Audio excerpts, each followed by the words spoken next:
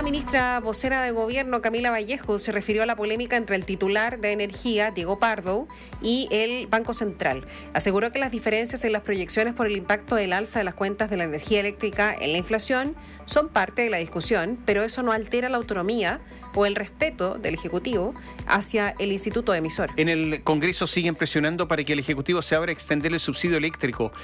Y pese a que la opción no fue descartada por la moneda, la oposición afirmaron que la idea no ha sido rechazada, ha sido ya rechazada en 2 oportunidades por la Dirección de Presupuestos. La deuda eléctrica es enorme, $6.000 millones.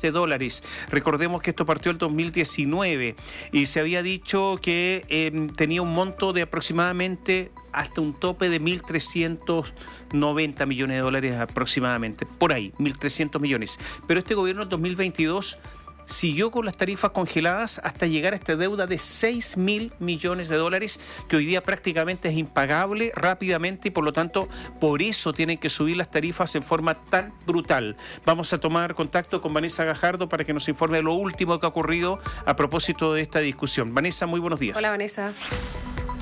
¿Cómo están ustedes? Muy buenos días. Claro, lo decían, ya es bastante lo que se ha especulado sobre las relaciones entre el Banco Central y Teatinos 120, luego de un fin de semana de respuestas y también de contrarrespuestas entre el gobierno y el Instituto Emisor, aunque rápidamente el Ejecutivo ha salido a poner paños fríos a esta situación, a esta polémica que se ha levantado durante la última semana.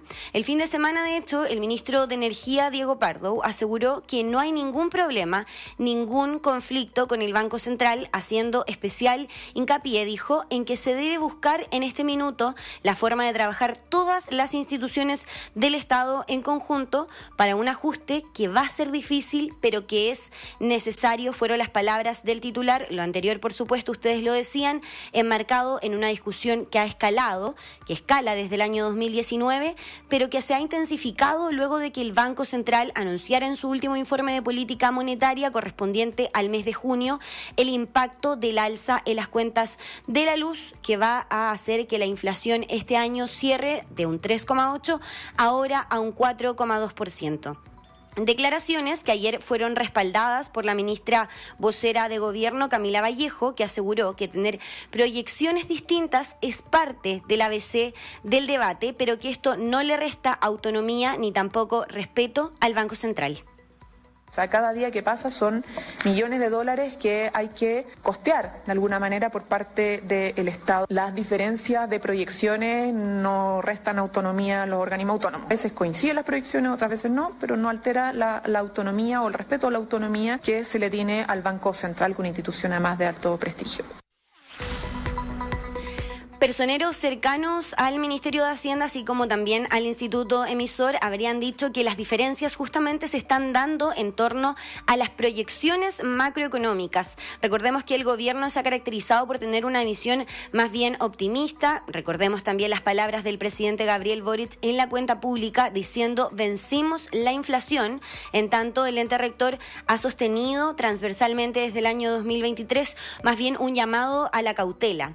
Existe una mesa de trabajo, eso es cierto, en el Congreso, enfocada en discutir la posibilidad de ampliar este subsidio eléctrico del Estado, pero también en paralelo otras alternativas que han sido planteadas por los distintos parlamentarios de distintos sectores políticos que componen esta mesa de trabajo. Si bien se ha especulado sobre la posibilidad de que el ministro de Hacienda, Mario Marcel, se abra esta posibilidad, recordemos que hace una semana dijo lo contrario, el diputado de la UDI, Marco Antonio Zulantay, dijo que de 4 sesiones que ha tenido la mesa técnica, el Ejecutivo ha rechazado la propuesta. Aumentar la subvención estatal. Y eso ha sido sistemáticamente rechazado por el Ministerio de Hacienda a través de la Dirección de Presupuesto que integra la mesa, porque han señalado que cualquier recurso que vaya en esa dirección tiene que ser de recaudación externa, o sea, fuera de la estructura de gastos que tiene actualmente el presupuesto nacional.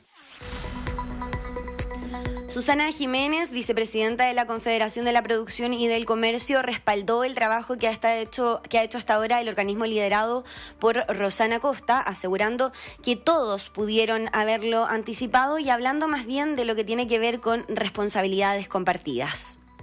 El Banco Central ha hecho un muy buen trabajo en el control de la inflación a través de su política monetaria y también ha cumplido correcta y oportunamente haciendo uso de la información oficial de la que dispone con hacer una estimación del impacto del alza de las tarifas en la inflación. Ahora, independiente de eso, la deuda acumulada de 6.000 millones de dólares a las empresas generadoras ya se conocía y por lo tanto otros actores podrían haber adelantado también esta información. En el oficialismo, en tanto, el senador socialista y presidente de la Comisión de Minería y Energía en la Cámara Alta, Juan Luis Castro, se refirió a las alternativas que se están planteando en la mesa y lo complejo, dice, que sería, políticamente hablando, que se rechace aumentar el subsidio como lo están solicitando.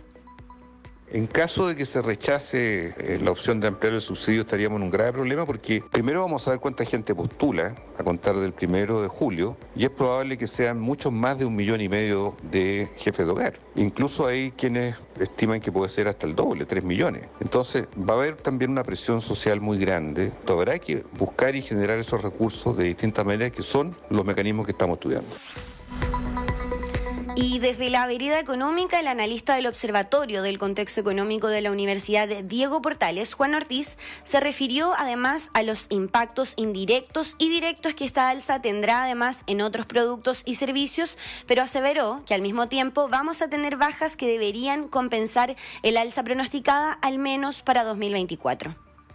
Tiene un efecto directo. Sin embargo, hay un efecto indirecto. ¿Por qué? Porque cuando tenemos un incremento de la inflación, esto genera ajustes automáticos en aquellos bienes y servicios que tienen algún grado de indexación con la inflación. Por ejemplo, en el caso de la UEF se ajusta por la inflación, por lo tanto, eso impactaría servicios, por ejemplo, como arriendos, aquellos que están indexados a la UEF, pago de dividendos, planes de salud, seguros.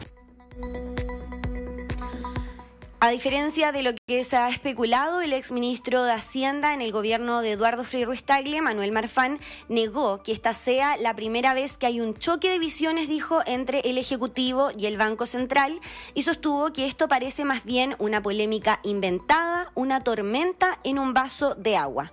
Si bien el actual titular de esta cartera, Mario Marcel, negó la semana pasada, lo decíamos, la posibilidad de aumentar el subsidio, parlamentarios de la coalición del gobierno aseguran que el secretario de Estado hasta ahora no habría descartado la opción que se planteó ayer en el comité político, pero que hasta ahora estarían esperando, Katy y Tomás, conocer las postulaciones al subsidio eléctrico, cuyos resultados se van a dar a partir del próximo 1 de julio. A ver, esto se sabía hace rato. Esto se sabía cuando se postergó el aumento de tarifas el 2022, obviamente. Yo no sé si el gobierno hizo bien los cálculos, pero eso ya es otra cosa, de que la deuda alcanzaría estos montos que son gigantescos, 6.000 millones de dólares, esto es gigantesco. Imagínese usted que el presupuesto nacional está en aproximadamente 84, 85 mil millones de dólares. 6.000 millones de dólares, es gigantesco. Y por lo tanto, no pagable de inmediato. Eso es lo primero. Lo segundo... Sí, solo para hacer la comparación, el ministro Pardo dijo en la entrevista que comentamos ayer, que dio el domingo en Canal 13, que esa cantidad de dinero era equivalente a un año de salud pública. Claro, por ejemplo. O sea, es mucha plata. Son cifras enormes, considerando además que la salud pública ha incrementado su presupuesto además, en el último tiempo enormemente. Otra cosa son los resultados, claro, pero el presupuesto se ha incrementado. Entonces, es impagable. En segundo lugar, efectivamente son tarifas que debieron haber pagado las personas, pero lo que pasa es que cuando se intenta que paguen de inmediato es casi imposible. Y por otro lado, ¿de dónde se sacan los recursos para esto? Entonces resulta que ahora van a decir reforma tributaria para esto, pero la reforma tributaria era para otra cosa. Entonces, ¿qué se hace acá? ¿Hay responsabilidad? Yo creo que hay responsabilidad, pero hay otro aspecto, Vanessa, que yo creo que hay que considerar. Quienes toman las decisiones son políticos, obviamente, son todos ministros políticos y la clase política y el Congreso, que son políticos puros. Y resulta que los políticos tienen una sensibilidad especial, casi que no se les puede tocar ni con el pétalo de una rosa cuando se acercan las elecciones. Entonces ya no se está hablando de clientes o de personas afectadas o de familias que van a sufrir esto, sino de electores. Hay elecciones el 27 de octubre y comienza todo tráfago electoral hasta llegar a las elecciones presidenciales. Entonces yo creo que el tema electoral también tiene a todos con la piel absolutamente sensible. Resulta que el ministro Pardo, que estuvo en el comité político de ayer. ¿Por qué estuvo en el comité político de ayer? Porque no formando parte de ese comité político, porque se ha transformado en un tema esencial, fundamental para la clase política. Bueno, él dijo, hay 3 millones de personas que van a ser beneficiadas con el subsidio y por lo tanto lo que se dice del gobierno es que quieren intentar una campaña mediática importante. Ustedes van a ver a ministros llamando a los medios, estoy disponible para, enviando una cuña sin que se la pidan, todas esas cosas que se hacen, digamos, que hacen los equipos de comunicaciones para iniciar una ofensiva mediática para explicar, mira, son 3 millones de personas más vulnerables que van a recibir un subsidio. ¿Será eso suficiente? ¿Tranquilizará las aguas? Ojo que esa es también la proyección del gobierno. Pero que ¿tranquilizará las aguas? Bastante cuando se trata de números. Esa es la pregunta. ¿Va a tranquilizar las aguas o no? De acuerdo a lo que tú conversaste en las últimas horas. ¿O es que simplemente...? Es que está todo el mundo esperando particularmente que sea el 1 de julio, porque se está hablando de que se van a beneficiar a cerca de 1,5 millones de familias, equivalente a 3 millones de personas, pero lo que todos especulan hasta ahora es que las postulaciones al subsidio sean el doble. Y ojo, que en paralelo se da otro problema importante, porque ¿quiénes justamente pueden postular a este subsidio? El 40% más vulnerable de la población, pero además aquellos que no tengan deuda. ¿Y qué es lo que pasa? Que actualmente son más de 600.000 las personas en nuestro país que están con deuda, que son morosos, y qué va a pasar con esas personas en paralelo también. Ahora bien, si sale el ministro de Hacienda, Mario Marcel, a rechazar este subsidio, ¿cuál es la alternativa que se da en paralelo? Y en el Congreso, en esta mesa de trabajo, se están hablando de varias posibilidades. Una de ellas es justamente el impuesto verde, este impuesto de emisión de carbono que se plantea, que en el fondo es subir la tasa impositiva. Pero ¿qué pasa en paralelo? Sabemos que la oposición no ha dado pie, no ha dado piso político para una nueva alza de impuestos. Entonces, ¿qué va a pasar con la discusión? Es algo que todavía está en veremos y que se necesita esperar al 1 de julio, pero como tú decías, Tomás, es importante entender que esta ley, la ley PEC 2, así como también la ley de estabilización tarifaria, fueron aprobadas por la unanimidad del Congreso. Entonces, echarle la culpa netamente al gobierno o netamente al Banco Central también es parte de no asumir responsabilidades.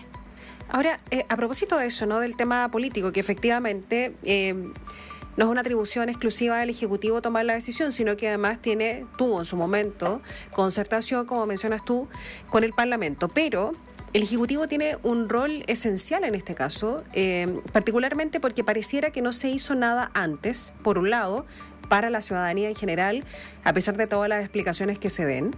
Por otro, es que el 1 de julio no es cualquier fecha en el país. Estamos hablando de uno de los meses más crudos del invierno.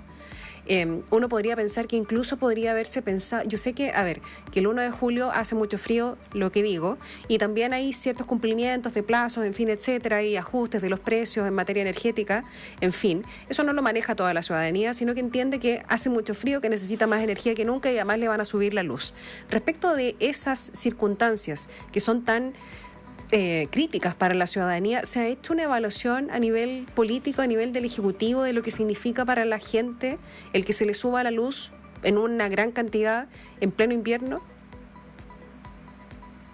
Hasta ahora no. De hecho, si no me equivoco, entre hoy y mañana se va a discutir en la Comisión de Hacienda del Senado lo que tiene que ver con el bono invierno, ¿cierto? Porque entendemos que son meses mucho más complejos para el bolsillo de las y los chilenos, pero netamente la discusión ahora está en lo político, en echarse la culpa, en apuntarse con el dedo unos con otros sobre quién tiene más responsabilidades o no. Lo cierto acá es que el gobierno, todos los ministerios, eso es algo de conocimiento casi público, digamos, tienen sus propios equipos que se encargan de hacer, ¿cierto?, de las proyecciones macroeconómicas, los impactos de la inflación. Entonces, decir que esto es más bien una sorpresa, plantearlo así en el informe de política monetaria de junio, eso sí es sorprendente, porque en el fondo es un problema que se arrastraba de 2019, se intensificó en 2022. Decir que no se conocían los impactos que esto iba a tener en la inflación es más bien una burla a la ciudadanía. Oye, pero mira, a ver, el 2019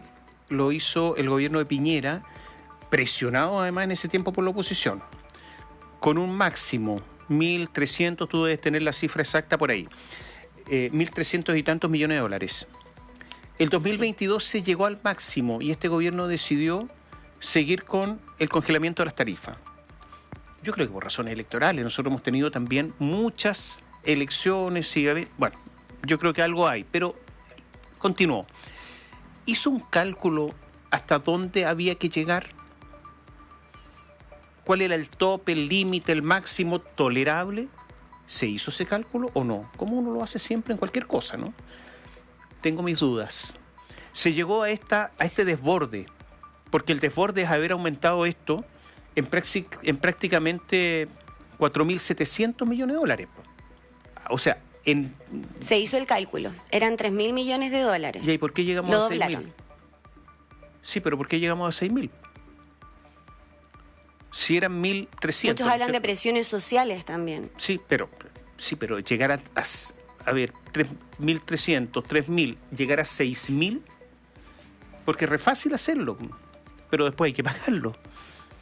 Y alguien lo tiene que pagar. Entonces, mi pregunta es, ¿esto ha sido un desborde? ¿Cuánto llevamos este gobierno?